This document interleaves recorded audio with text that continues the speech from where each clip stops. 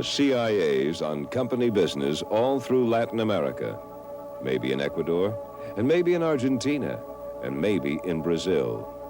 But what's the Meany connection and the point of killing an American cop in Uruguay? Who's behind political torture and the bomb squads?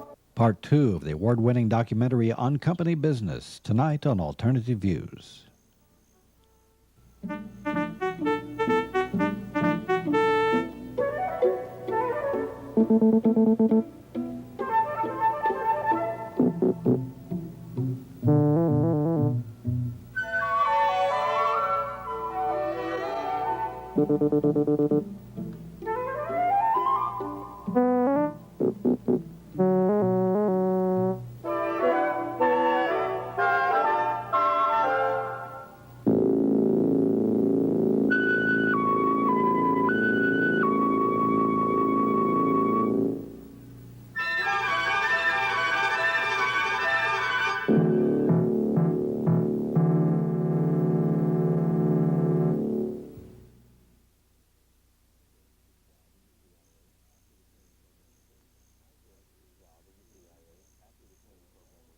My first job in the CIA after the training program was over was to do name checks for all of the prospective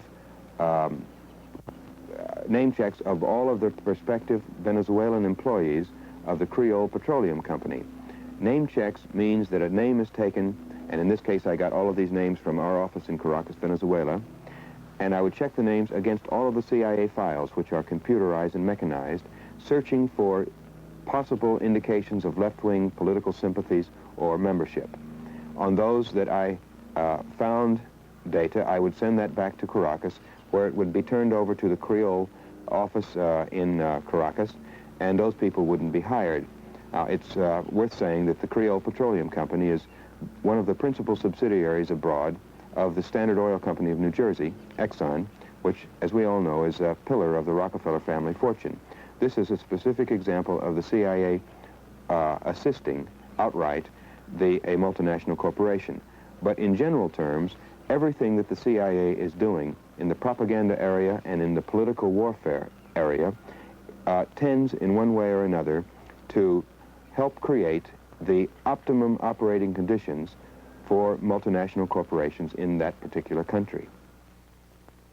Following the Bay of Pigs, there was a considerable new effort throughout Latin America to head off what was called the export of the Castro Revolution.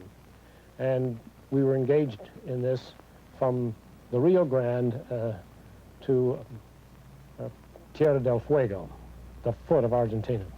As far as the United States is concerned, the encouragement and support of subversion by the Castro regime against other countries of this hemisphere is not a subject for bargaining.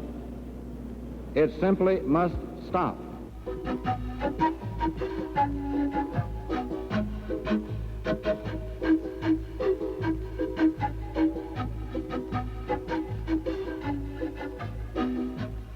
At any one time, down in Ecuador, we had on our payroll or in an intimate working relationship with our station one vice president, a president of the Chamber of Deputies, a president of the Senate, a vice president of the Senate, a number of senators, a number of deputies, the Secretary General of the Democratic Socialist Party. We even created a party down there which we called the Popular Revolutionary Liberal Party, which would appeal to a lot of different people. We had extensive propaganda operations during this period also. The outstanding liberal columnist of the country, Gustavo Salgado, who wrote for El Comercio, which was one of the principal dailies, under pen names, working for us, writing up our material and publishing it as if it were his own. We would publish small notices which would be practically hysterical outcries against the growth of communism in Ecuador or a specific issue such as the visit of diplomats from some communist country.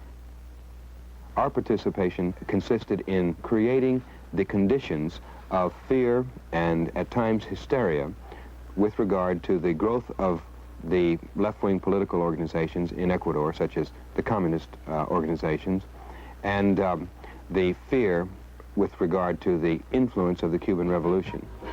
Our themes were the threat of these developments to traditional Ecuadorian values. And when I speak of Ecuador, I am speaking of most of the rest of Latin America too.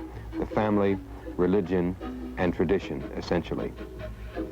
When you were in Argentina, you had developed a relationship with the producer of the Argentine newsreel. And could you mention how that worked? Or well, what we did in that instance was take stories, news stories regarding world events, Russian activities or U.S. activities regarding Cuba, and Cuban activities in Latin America, and we would twist the story so that it would have a context, perhaps, or sometimes an explicit statement of information which was really not true, but which supported the position that we had. This was the way the news was presented. We worked in a commentary that presented the slant that we wanted. The use of forged documents and false documents is another area in which the CIA can bring about a very timely effect. In Ecuador, for example, we at one point wanted to expose the preparations for guerrilla activity of a particular organization, and while one of its leaders was in Cuba on a trip, we wrote up what would appear to be, the way we wrote it, his report to the Cubans. We put this report in a toothpaste tube. This was planted in his luggage when he returned on this trip and discovered by our people in the Treasury Ministry, and he was immediately thrown into jail, and when the report was finally published in the newspapers, it caused a sensation all across the country. We were able to force the Ecuadorian government to break relations with Cuba, and at the same time we were able to promote repression of left-wing political organizations, eventually establishing a military junta which took over in July of 1963. When I was in Argentina, the most interesting thing we had to do regarding Castro was to drum up support on the part of the Argentine government for the Venezuelan charge that Castro was supplying guerrillas in Venezuela with arms. The arm cache was found in November 1963. I had served, before going down to Argentina, as Venezuelan desk officer, and I was surprised that one of the things that was developed as proof was a series of statements by some man who had been captured back at the time when I was desk officer. And somehow these arms were supposed to be delivered 2 years later, supposed to be tied in with an urban guerrilla plot that he confessed to. Well, in the first place, everybody who becomes a prisoner of the security police in Latin America usually confesses, and knowing what our directives were and what we had to do to try to convince the Argentines of this, I have some suspicion about the reality of this arms cache as a Cuban operation. I think it might well have been planted by us. Let us say to our brothers in Venezuela, we are with you in full solidarity and will act with you to ensure the safety of your democracy. Venezuela did get its resolution condemning Castro passed by the OAS, and Castro was ostracized economically and politically from the rest of the hemisphere, which of course was the major objective of Kennedy's policy toward Cuba. The hemisphere is now solid with respect to Cuba. 19 of the 20 nations have broken diplomatic relations. The foreign ministers of the hemisphere have now applied all of the, what might be called, the peaceful remedies under the Rio Treaty. Castro's course is not the path of the future. This was illustrated in Brazil, where tendencies moving in the Castro direction were called to a halt very quickly by those who believed in a constitutional democracy in that country, the Congress, the governors, the armed forces.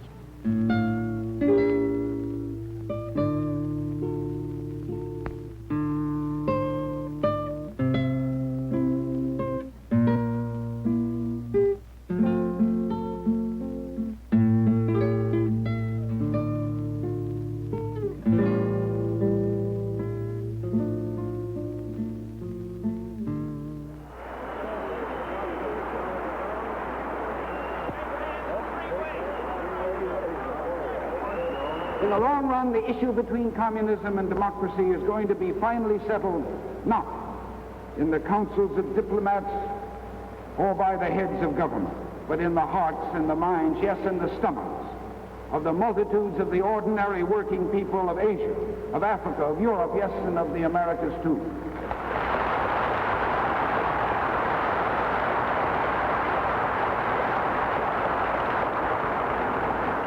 The voice of our America, which can speak most clearly and persuasively to these people, is the voice of American labor, of the AFL-CIO.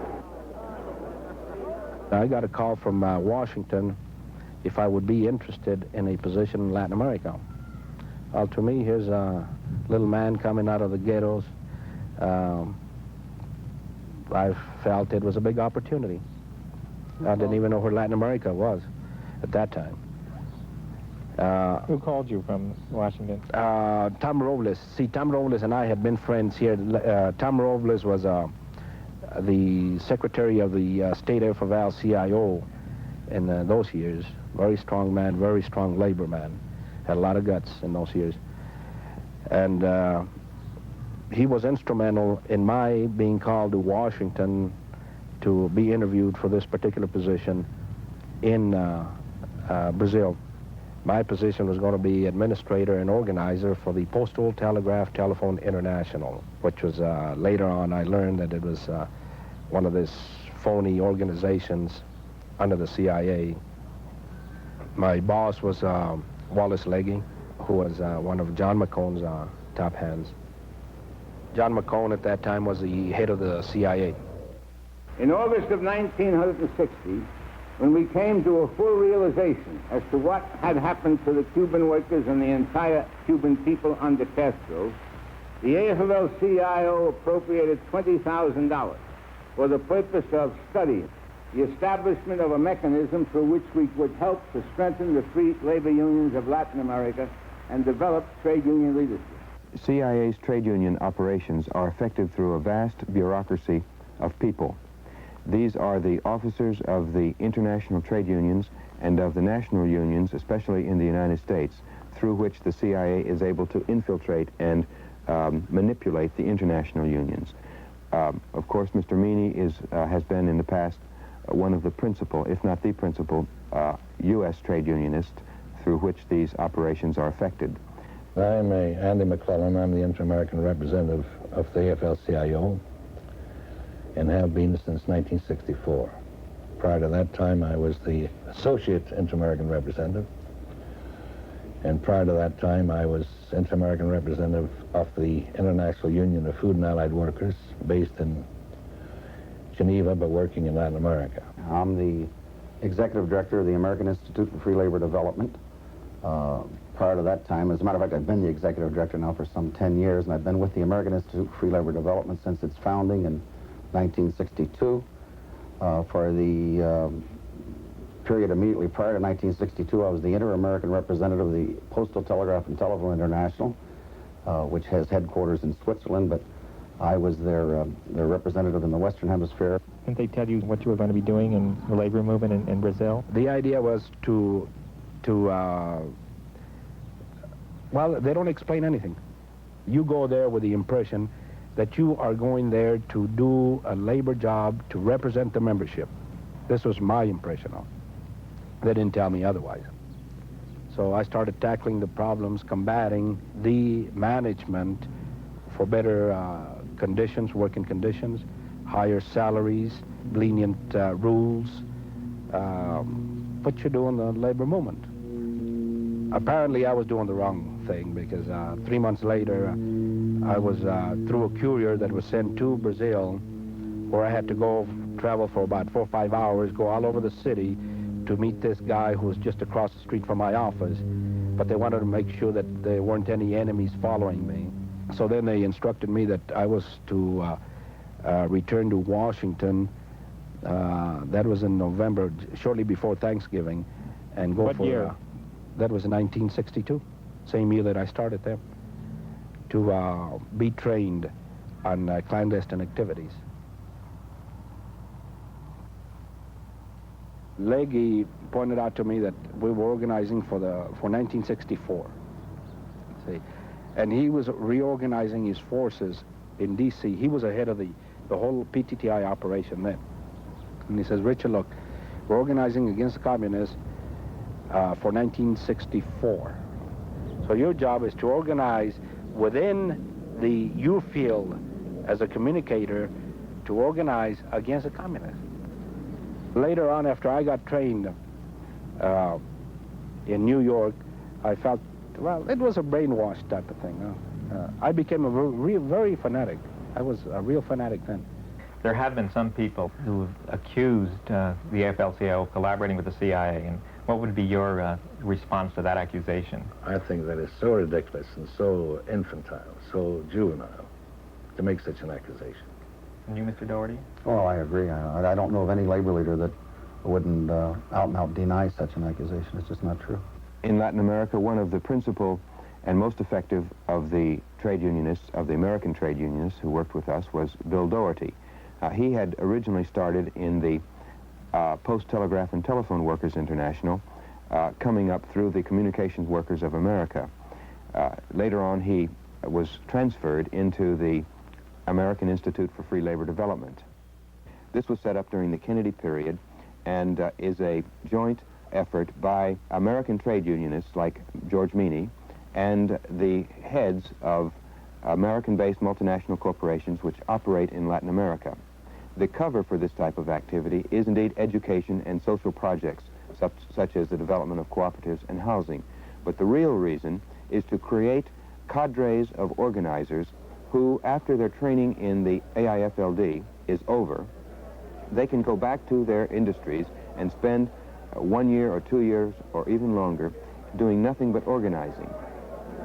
And this is the 75th class that has graduated from Front Royal from the time that we started the programs out there. This particular group has been studying democratic trade unionism. It is our hope that they will go back to their respective countries and put into practice some of the things that they have learned while they were here at Front Royal.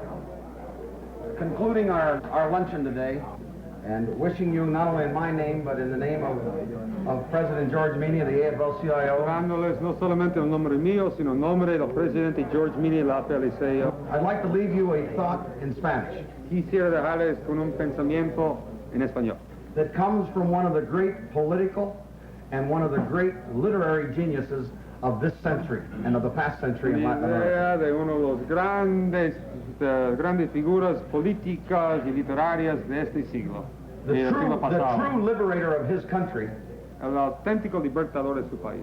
From heaven, who is embarrassed by the shame that now exists in Cuba because of the dictatorship of Fidel Castro. El cielo que pase vergüenzas por la dictadura que actualmente existe en la Cuba de Fidel Castro. That great Cuban José Martí one time said. Ese gran cubano José Martí una vez dijo.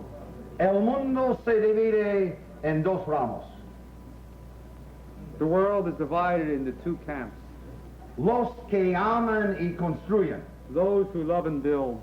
Los que odian y destruyen. And those who hate and destroy. Nosotros, compañeros sindicalistas libres, somos que amamos y construimos.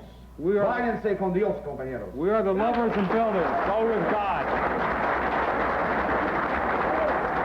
These institutes that were created by the AFL-CIO as their major instrument and vehicles now for international work has on its boards of directors prominent American employers. For instance, the American Institute for Free Labor Development in Latin America has for many years had as chairman of its board one Peter Grace. And if one looks at the long list of corporations that initially contributed to the establishment of the AFL's American Institute for Free Labor Development, it includes not only United Fruit, but Anaconda Copper, and a whole string of U.S. corporations that have never voluntarily accepted their obligation to pay decent wages and provide good working conditions in the United States. They always had to be forced to do it through union organization and strike action, etc. And why suddenly these corporate interests now should be embraced as allies and be foisted on Latin American labor or any other American labor groups, any other Latin American labor groups, as people with credentials suitable for picking future trade union leaders and training them, this is beyond my imagination. They spend the first 9 months after they get back instructing other people in our branch institutes in Latin America. And what they do after that 9 months is over, I can't say, but if they join some political party that's against the regime in power, I think it's stretching your imagination quite a bit if you're going to attribute that to what the AIFLD done while they were up here. We were supposed to get the revolution going by May of 1964. I would call my leadership and I tell them, look, this is what we have to do. We have to get the people on our side because the communists have a bigger membership than we do.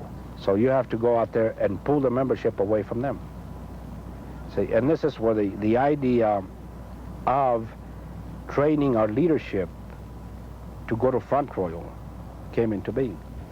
This is J. Peter Grace, and he says here, AIFLD men also helped drive communists from control of British Guiana. They prevented the communists from taking over powerful unions in Honduras and helped to drive the communists from strong jugular unions in Brazil. Could you go back to that period and sort of describe what the atmosphere was in Latin America?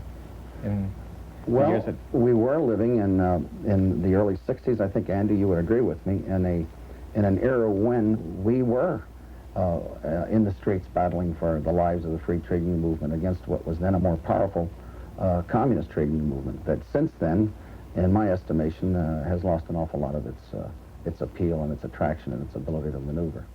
I was doing just exactly what Bill Doherty had done for years and years in Brazil. See, not only in Brazil, but all over the country, all over the Latin American countries. So Bill Doherty now heading the AIFLD was the same type of operation. Go around buying people.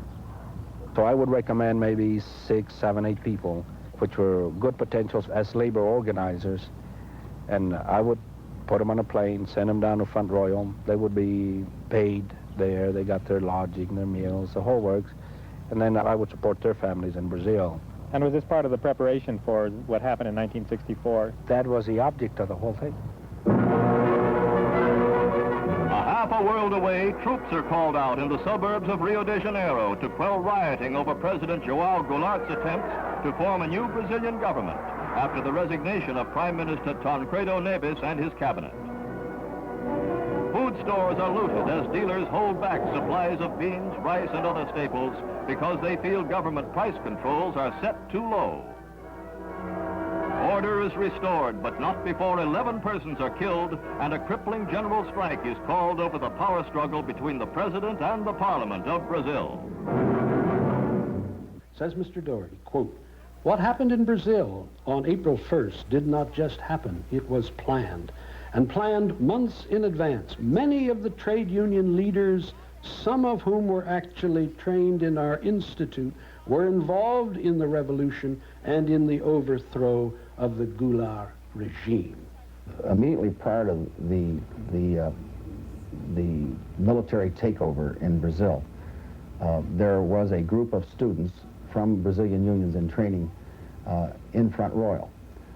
This wasn't the first of the Brazilian groups that have been here, nor has it been the last. We've had them continuously. They weren't in any kind of a course training for revolutionary activities or clandestine activities. They were in a regular collective bargaining course. It so happens that when many of those students went back home from that course, their unions were involved in this struggle against the attempt of the communists to take over some of the unions, and that's precisely what I meant by the statement. I can say to you categorically now that it is not true. Well, under no circumstances have we ever received or solicited any money from the CIA. It doesn't say that the AFL-CIO received it. The $33 million doesn't go to the AFL-CIO. It goes to the AIFLD. Let me state that these unions you mentioned have stated just as categorically as I have that they do not receive and have not received CIA money. The communists are going to accuse anything that is effective as being CIA, because I think the CIA and the communist KGB have long been involved in an international struggle. The truth of the matter is that our books are now and always have been open to the public. Our funds, our government funds, are appropriated by the Congress. The congressional committees have total access to them. I was keeping books and everything else where all my expenses were going. When they came to me, they sent a curio and they said, you know, we understand you have books and everything else, you know. And I said, how in the hell do you know? We know what you don't know. We don't want you to keep books. We don't want you to keep any records at all. Because what would happen if the communists would raid your office, huh? Then they would know who's getting money from us, you know, what you're spending money on and everything else. As long as you show results, we don't care what you do with the money. So I used to travel with briefcases full of money, hello. Didn't you also use that money, for example, to buy weaponry? No, I didn't, because my field workers did that. They did that actually on their own, no? They were aware of the fact that we were having a revolution, no? And the day was going to come. An exiled Brazilian colonel had this to say. In 1961, the CIA started an internal preparation for a military coup. First, they created a propaganda network with specialized personnel. And these people attempted to exploit all of the government errors and difficulties. And in the meanwhile, they spread disinformation, and they created slogans which had nothing to do with the real situation.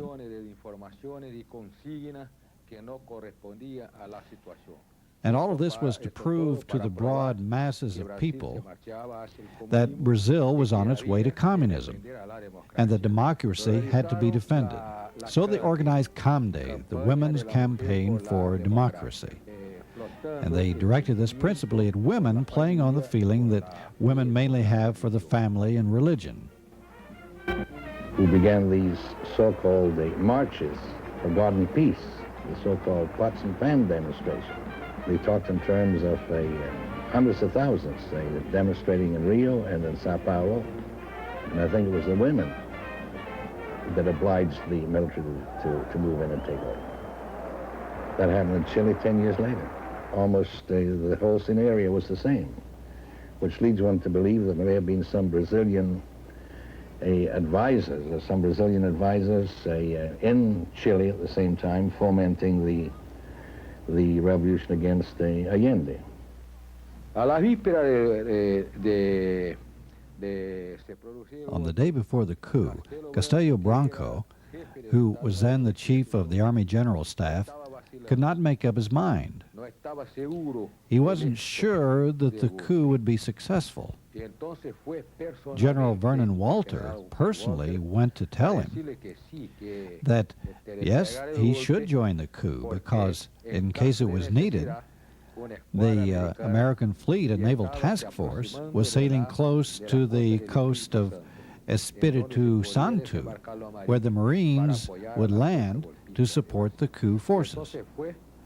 And it was for this reason that Castillo Branco decided to support the coup.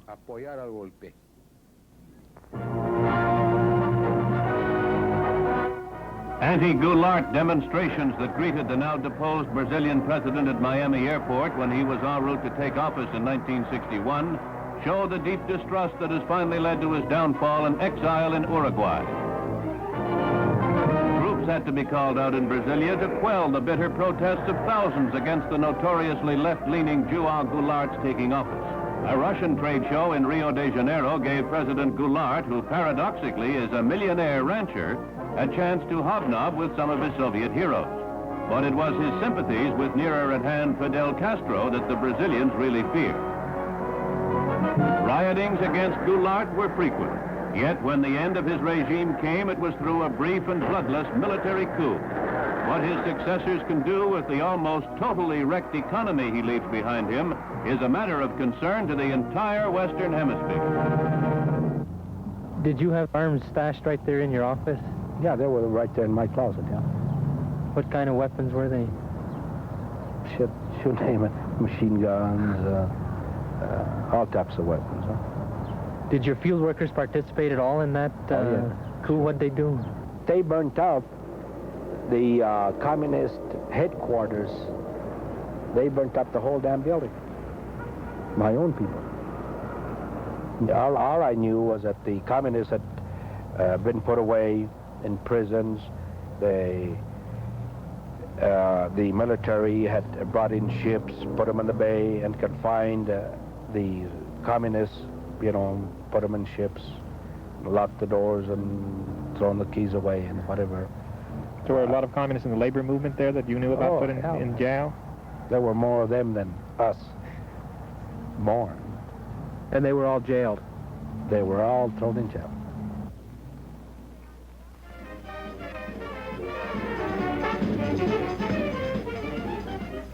I remember my family was very much against the Goulart government. They were very happy with the coup. The coup did answer the middle class's earnings for better order and against the inflation. I mean, the middle classes were quite prepared for that kind of thing. That Goulart was bringing communism, and communism would bring down family, property, and no more order, law. And that's where my family more or less very typically of the rest. I was in a secondary movement, secondary students movement. Little by little, I started getting closer and closer to the people on the left. In 65, 66, and 67, the student movement was the first one to start reorganizing again. There were many different demonstrations against the government, but one of them in early March 68, they were protesting for a better restaurant, and a student was killed. And that sparkled a whole chain of demonstrations, and more people got killed, and more demonstrations, because by then the petty bourgeoisie that in 64 was for the coup started suffering because of the coup. The military government brought in a lot of repression. People started actually being arrested and taken to court and being tortured. The police program began on a large scale under Dwight Eisenhower. He felt there was a need to train the police to help with the fighting of communism after the Second World War. He recruited for the purpose a man named Byron Engel. Byron Engel was, by the time he came into this program, a member of the CIA. After the Bay of Pigs, Engel's program was much expanded. Police from around the world were brought and trained by U.S. advisors. The training was to make them more efficient, but a third of the training was given over in one way or another to make them aware of the communist menace and to go back into their countries to fight communism. Immediately when you're arrested, you have to tell your house. We're supposed to. They force you. They try to force you to tell where you live, other addresses you know, where you meet, because that's where they get their information from. The situation is so difficult that they dare not put infiltrators. They have not courage nor possibility of actually infiltrating the left. It's too dangerous. So the only way they get their information is through torture. Whenever one could get the information about a specific high-ranking official in torture, not one of these men off the street, but a man who had based his career on his ability to extract information from political prisoners, In the cases that I investigated, I found that they had been trained at a United States base. Well, they started asking some questions, they wouldn't say anything, and then they started immediately torturing me after the doctor left.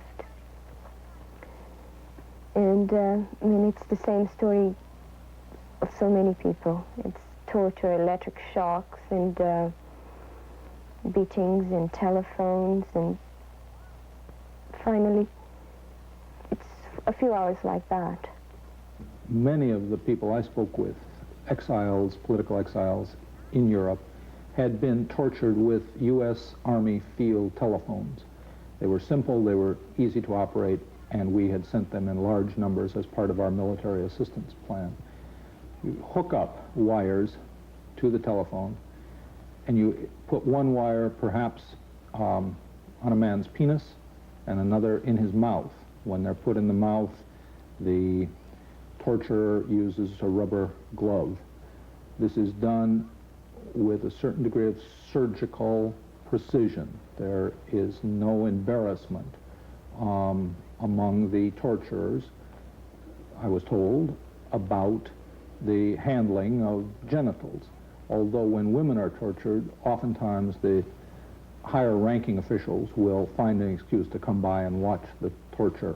I decided that I would confirm everything they wanted. It was in such a condition, they certainly wouldn't settle for less. And I didn't want to go through any more torture. I was, ideologically, I was weak enough to say, well, if they know, why not?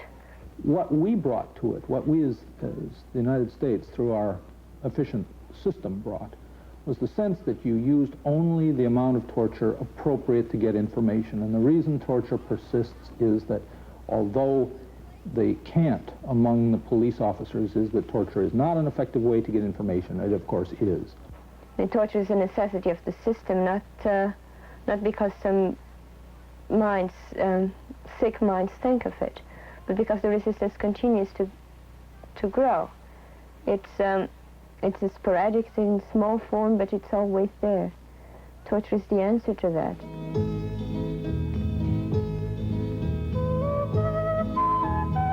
We were unsuccessful in our efforts to weaken the left in Uruguay during the period when I was in Uruguay, 1964 to 1966. Our job, in the face of the growth of the strength of the left during that period, was to promote repression. It was the only alternative we had. In 1966, we brought in a CIA officer who set up his office in the police department under the cover of the public safety mission of AID. This officer was to work exclusively with the police intelligence, trying to improve its capabilities. This officer was still there in 1970 at the time that the American public safety mission chief, Dan Mitrione, was kidnapped and executed by the Tupamaros.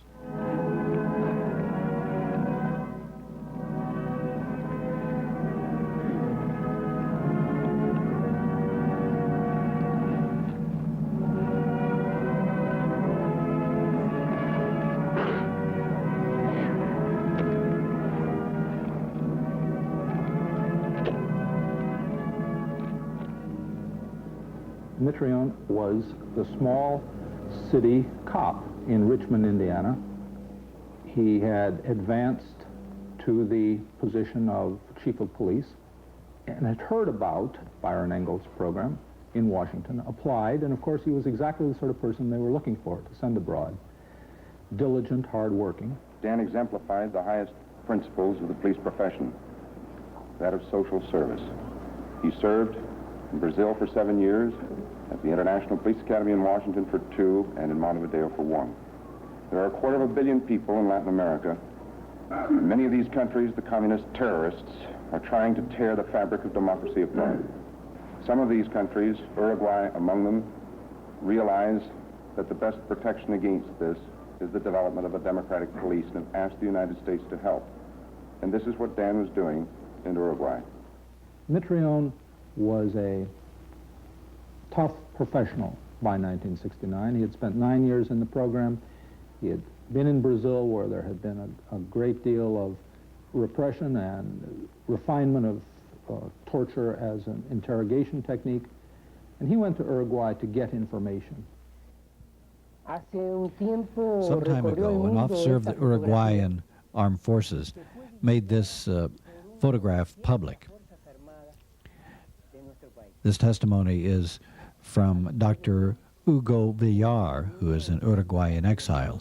He said, "Here you see an almost naked prisoner with a hood.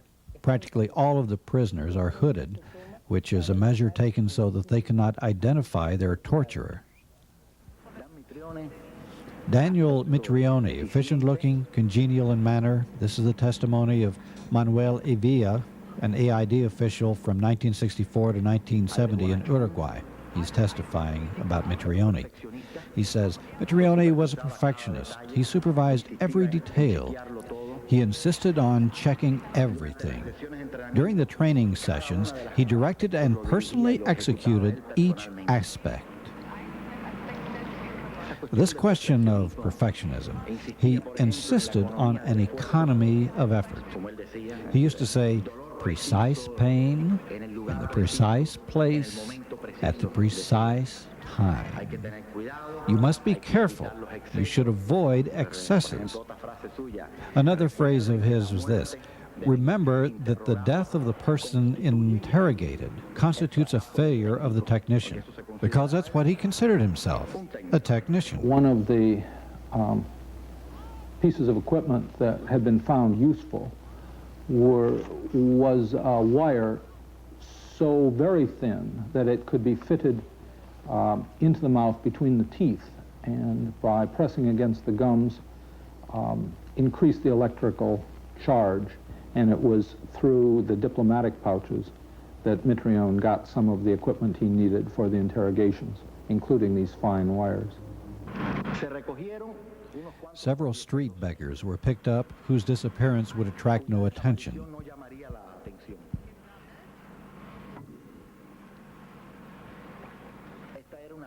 This was a technique that Mitrione had developed, or rather perfected, in Brazil before coming to Uruguay.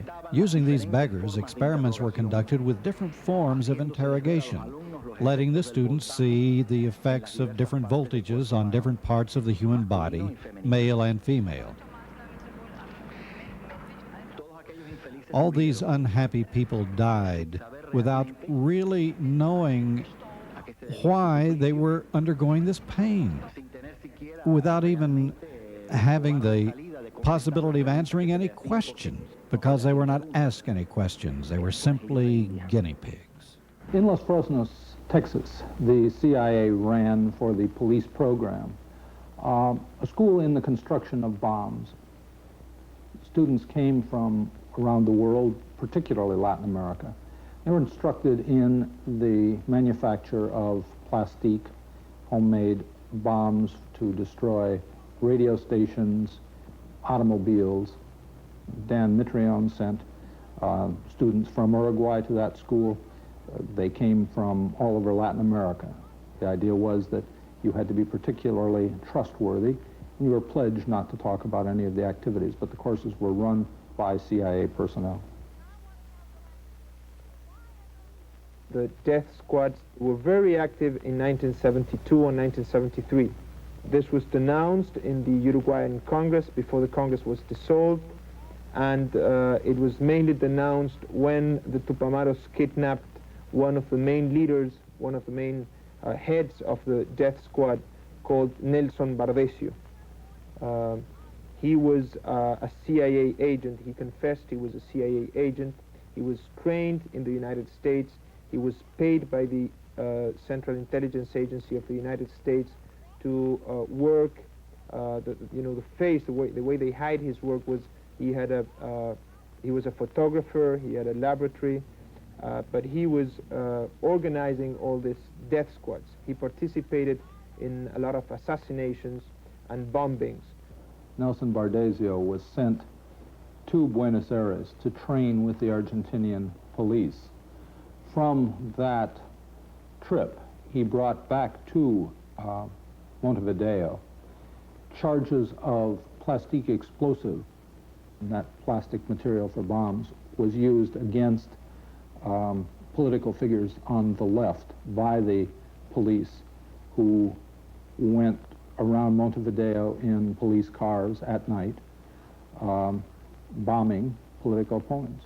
Every CIA station during that period, and I would expect today, was required to maintain what was called the Subversive Controlled Watch List.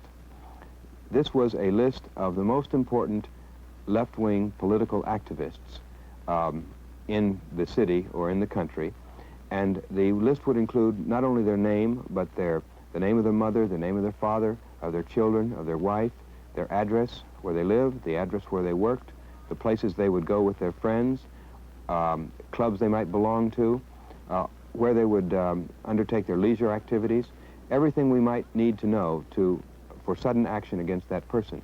These lists would be usually maintained in the CIA offices and kept up to date.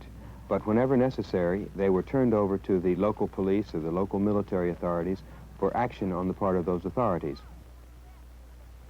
The Uruguayan death squads started acting in Buenos Aires, in Argentina, and some of our best friends and aides were kidnapped and assassinated. The prominent leaders who were kidnapped were Héctor Gutiérrez Ruiz and Senator Selmar Michelini. They were both kidnapped and assassinated the same night. That very night, they went after my father and myself.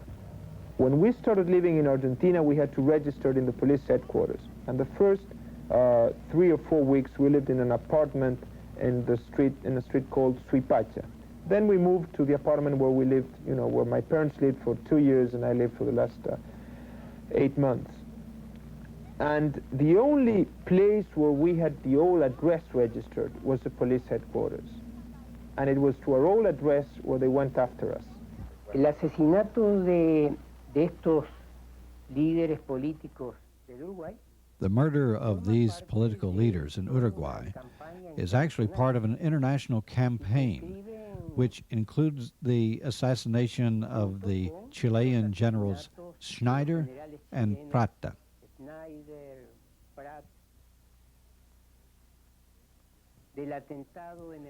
The attempt against Leighton in Europe,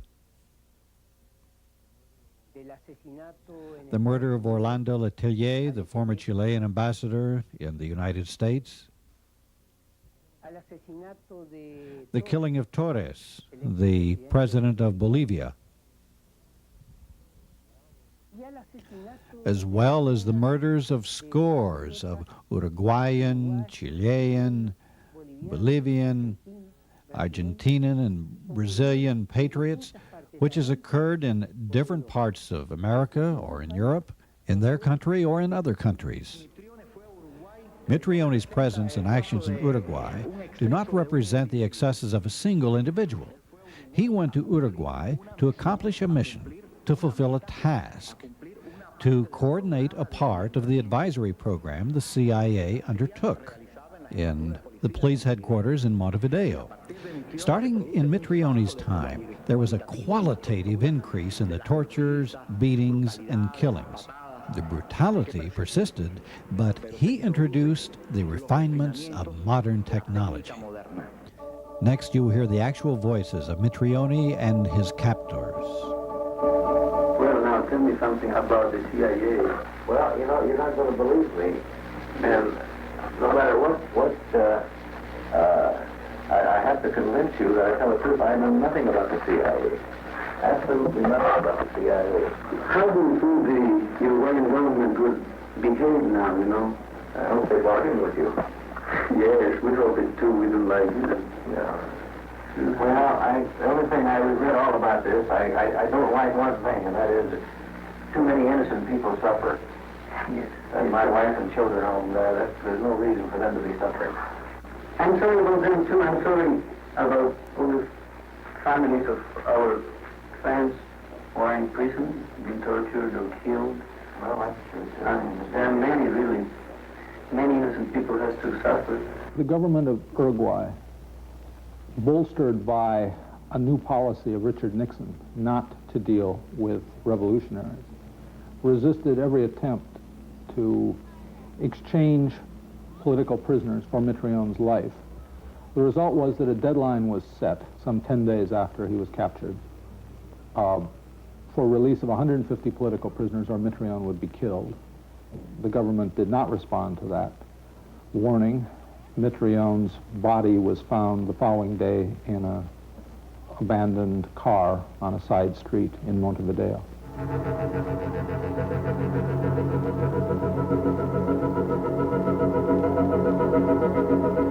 This callous murder emphasizes the essential inhumanity of the terrorist. The American people joined the president in condemning this cold-blooded crime against a defenseless human being. Mr. Mitrione's devoted service to the cause of peaceful progress in an orderly world will remain as an example for free men everywhere.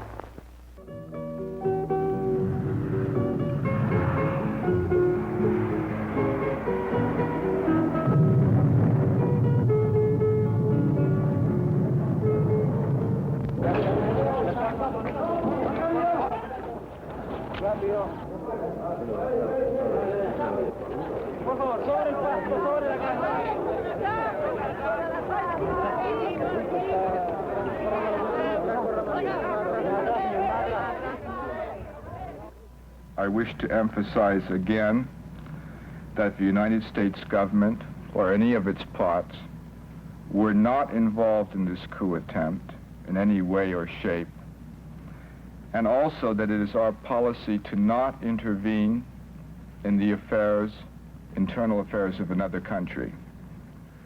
American involvement in Chile was almost total. It was pervasive in every sense. The American ambassador in Chile, when I arrived there, was expected to act as a proconsul.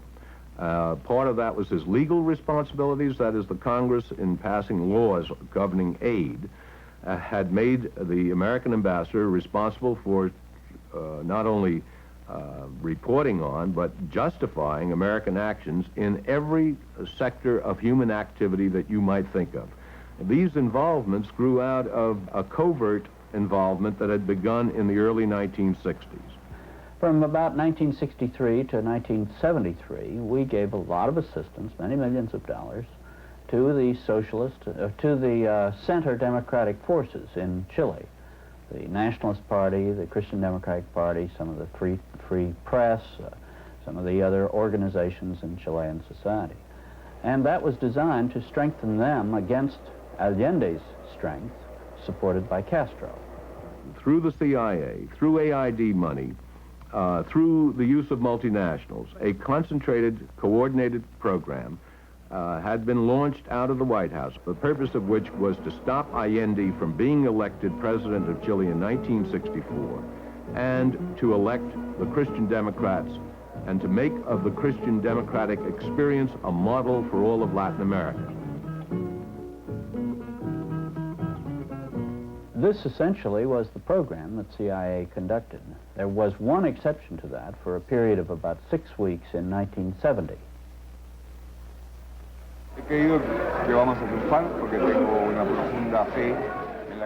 I think we will win because I have profound faith in the political consciousness of the people, despite the inequality of the contending forces in the struggle. But I have absolute faith and confidence in the political awareness of the people and the loyalty of the national majority, which will support the program of the Popular Unity Coalition and its candidate. During that time, at the direct order of our president, CIA went down to really try to activate a military action against Allende when he was just named as president. When Allende was elected, there were two things that then happened. On the one hand, there was a public constitutional gimmick thought up by the lame duck Frey government to block Allende from becoming president. And I was ordered in a secret cable on September 15th, 1970, to contact Frey and determine just how far he was going to go in this way, and offered $250,000 at my discretional use in support of this what they described as this constitutional ploy. On that same day, they sent secret instructions to the CIA chief, who was just as upset as anybody on getting these instructions and protested them, to to carry out a plot with Chilean dissident military general, retired general, to block Allende's election by any means short of what they call the Dominican-type U.S. Marine invasion, to block his inauguration. And that plot went forward on the specific orders of Nixon, behind the back of the State Department and behind my back. Everybody knew who Allende was because he had been a candidate for so many times before. And everybody knew, especially United States companies, that he was going to nationalize the copper mining. Copper is our main wealth, and it was an irony that it was not in our hands. But that wealth was used to enrich multinational companies. Mr. McComb, in 1970, did you have occasion to discuss the Chilean presidential elections with Mr. Helms, then director of the Central Intelligence Agency? Yes, I did. Did you evidence your concern over the outcome of the Chilean election to Mr. Helms? It was our opinion, and this had been discussed in the board meeting of ITT, that Mr. Allende becoming president and carrying out his policies would have a very serious effect on this country as well as the business interests involved.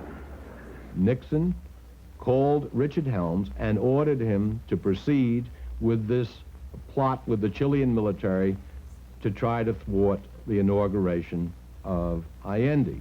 And in my view, the CIA chief, Helms, would not have gone, just taken such an instruction without any discussion. That is to say, he must have said to the president, as I happen to know that he did, that he must have said to the president, yes, this is feasible. This is not impossible, as your ambassador is saying. We, at this point, had begun